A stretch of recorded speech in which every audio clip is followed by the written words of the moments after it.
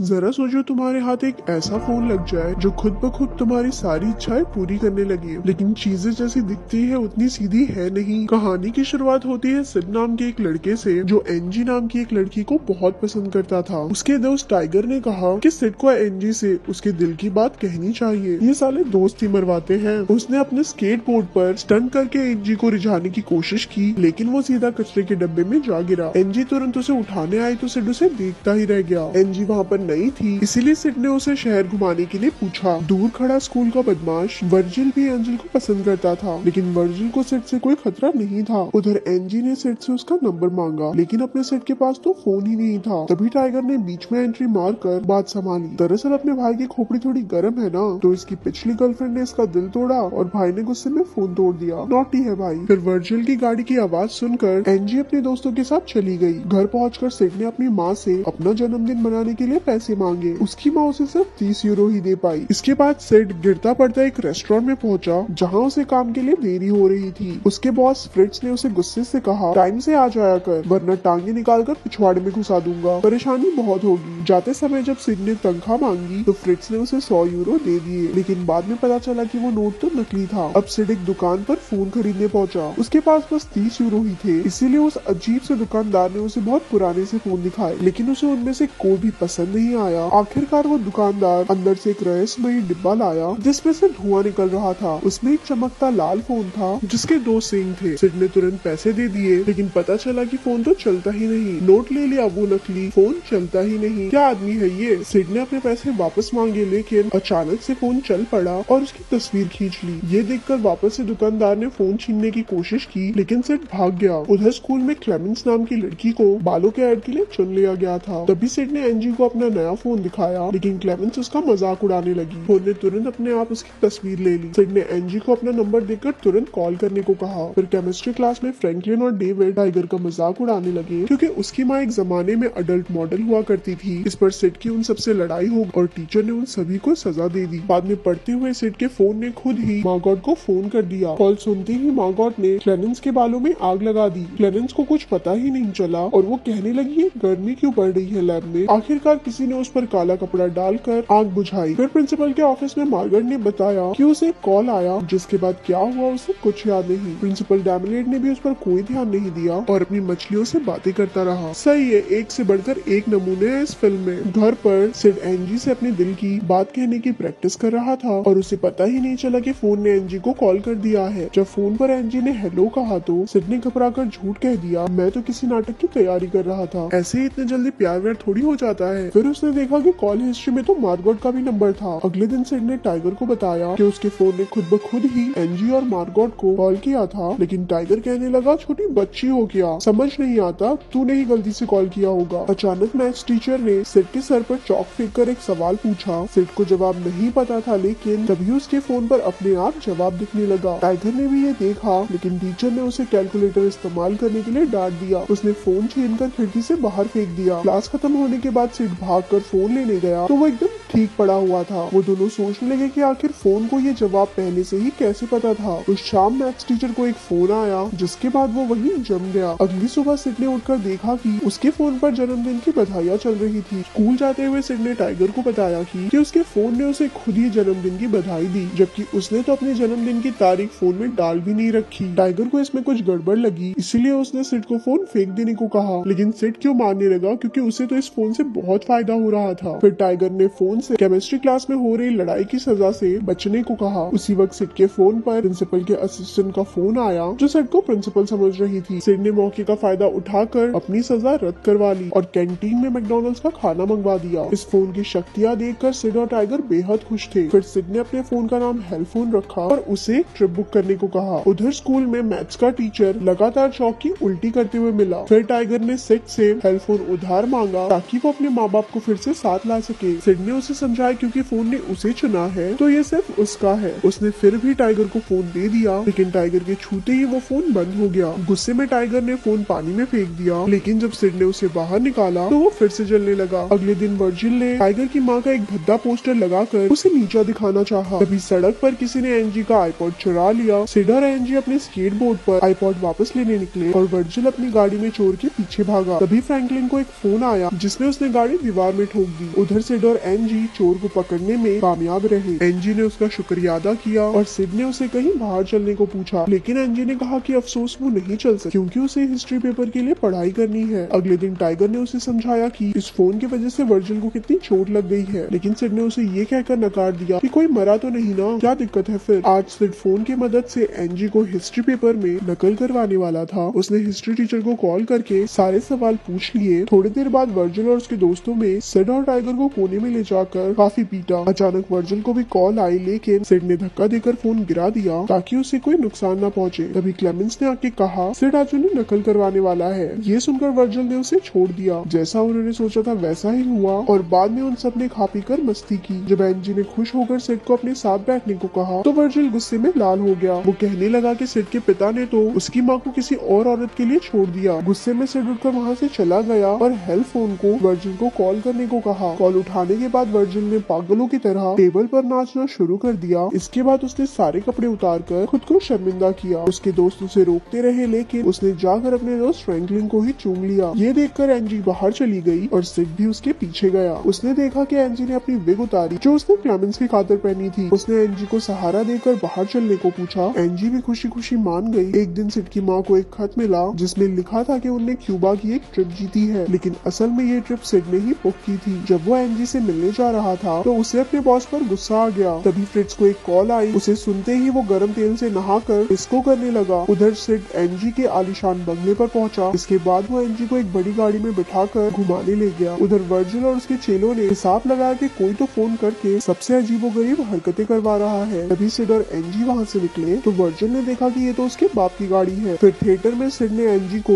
Help phone की सच्चाई बताने की कोशिश की, लेकिन वो तो फोन गाड़ी में ही छोड़ आया था। बाहर जाते ही वर्जिल और उसके साथियों ने उसे घेर लिया और पीटने लगे। उसे पीटने के बाद वो गाड़ी लेकर चले गए। जब सिड लौटा तो एंजी ने उसके चोट पर मरहम लगाई। सिड ने बिल्कुल सच बता दिया कि उसने वर्जिल के बाप की गाड़ी उधार ली थी क्योंकि वो खुद अमीर नहीं है, लेकिन एंजी को इस बात से कोई फर्क नहीं पड़ता था। उधर वर्जिल और उसके दोस्त गाड़ी में ही थे जब सिड का फोन बजने लगा। फ्रैंकलिन ने फोन उठाया और वो उसी वक्त चलते गाड़ी से कूद गया। वो बच तो गया, लेकिन तभी उसके ऊपर से एक ट्रक निकला। फिल्म खत्म होते ही सिड और एंजी को पुलिस पकड़ कर ले गई। वर्जिल ने उस पर अपने फोन से लोगों को सम्मोहित करने का इल्जाम लगाया था। ऑफिसर ने जब हेल्पफोन दिखाकर सवाल पूछे तो हेल्पफोन ने ऑफिसर को ही फोन कर दिया। जैसे ही ऑफिसर ने फोन उठाया वो मुस्कुराया और सिड का फोन लौटाकर उन्हें रिहा कर दिया। सिड ने फ्रिड का सर तलने की खबर भी सुनी। उसे एहसास हुआ कि हेल्पफोन सच में बहुत खतरनाक है। उसने फोन से पूछा कि वो ऐसा क्यों कर रहा है तो फोन ने जवाब दिया कि वो सिड से प्यार करता है। अब वो सीधा टाइगर के घर पहुंचा, लेकिन वहाँ तो उसकी माँ ने उसे रिझाना शुरू कर दिया। अभी टाइगर ने उन्हें देख लिया और सिड को मारने दौड़ा। जैसे तैसे सिड अपनी जान बचाकर भाग निकला। अब सिड ने खुद हेल्पफोन को तोड़ने की कोशिश की, लेकिन कुछ नहीं हुआ। आखिरकार उसने फोन को एक गड्ढे में फेंक दिया। अगले दिन मार्गॉट, क्लेमेंट, वर्जिल और डेविड एंजी के घर पहुंचे। सबने कहा कि सिड के फोन की वजह से खतरनाक चीजें हो रही हैं, लेकिन एंजी ने कहा कि उसने खुद हेल्पफोन को अपने आप लोगों को फोन करते हुए देखा है। उधर सिड को कुछ लोगों ने गड्ढे से उसका फोन ढूंढकर उसे लौटा दिया। फिर टाइगर आया और उन्होंने अपना मनमुटाव दूर करके एक साथ इस मुसीबत से निपटने का फैसला किया। तभी हेल्पफोन ने सिड को ही फोन कर दिया और कहा कि उसका अगला शिकार एंजी है। ये फोन कुछ ज्यादा हरामी नहीं हो रहा। जब एंजी के घर फोन बजा तो घबराते हुए क्लेमेंस ने फोन उठाया। फिर उसने हकलाना शुरू कर दिया और बाकी सब डर गए, लेकिन वो तो बस मजाक कर रही थी। फोन पर एंजी की माँ ने उसे गैस बंद करने को कहा। फिर मार्गॉट की माँ का कॉल आया तो उसने फोन सुनकर वर्जिल को पकड़ा दिया और फोन के कंट्रोल में आकर वो चाकू की चोट की वजह से मारी गई। वर्जिल ने उबलती गोंद अपने सामने खड़ी लड़की पर फेंक दी, लेकिन डेविड ने वर्जिल को बेहोश कर दिया। मार्गॉट का फोन फिर से बजा और एंजी के कुत्ते ने फोन उठाया। इसके बाद उसने डेविड को बुरी तरह काट लिया। कुत्ते ने फोन उठा लिया। वाह! तभी सिड और टाइगर भागकर वहाँ पहुँचे। बेचारी एंजी अपनी ही माँ से लड़ रही थी। उन्होंने जैसे तैसे उसकी माँ को बेहोश किया और एंजी ने बताया कि बाकी सब मारे जा चुके हैं। उन्होंने मशीन में फोन तोड़ने का फैसला किया, लेकिन सम्मोहित हुए वर्जिल ने उनका रास्ता रोका। सिड उसका सामना करने लगा और बाकी लोग मशीन का पासवर्ड सोचने लगे। वर्जिल ने आरी से सिड पर वार किया, लेकिन सिड किसी तरह बच निकला और उनकी की लड़ाई के बीच वर्जिल मारा गया। उधर सिड ने एंजी का नाम पासवर्ड में डालने को कहा। तरकीब कामयाब रही और फोन टुकड़े टुकड़े हो गया, लेकिन धीरे धीरे वो फिर से हेल्पफोन में बदल गया। इसीलिए सिड ने उसे उठा लिया। अब वो सब सीधे स्कूल पहुंचे, लेकिन फोन ने एक साथ सारे बच्चे को कॉल कर दिया। एंजी ने चिल्लाकर किसी को भी फोन ना उठाने को कहा, लेकिन प्रिंसिपल ने आकर अपना फोन टीचर के कान पे लगा दिया, जिससे वो वहीं मर गई। ये देखकर सभी बच्चे भाग निकले, लेकिन हजारों बच्चे अब सिड और एंजी को मारने आ रहे थे। छिपते छुपाते उसे आइडिया आया और उसने अपना फोन लिक्विड नाइट्रोजन के टैंक में डाल दिया, लेकिन सम्मोहित हुए प्रिंसिपल ने उसे फिर बाहर निकाल लिया। तभी टाइगर ने बच्चे के झुंड को पार करते हुए फोन छीना, लेकिन एक बच्चे ने अपना फोन उसके कान पर लगा दिया ताकि वो भी सम्मोहित हो जाए, लेकिन टाइगर ने फिर भी फोन टैंक में डाल दिया। आखिरकार फोन जम गया और टाइगर ने बताया कि उसने पहले ही कान में रुई डाल ली थी। सिड ने टाइगर को जोर से गले लगा लिया और एंजी ने भी अपने प्यार का इजहार किया। जल्द ही उन्होंने एक समुद्र में टैंक को हमेशा के लिए डुबा दिया।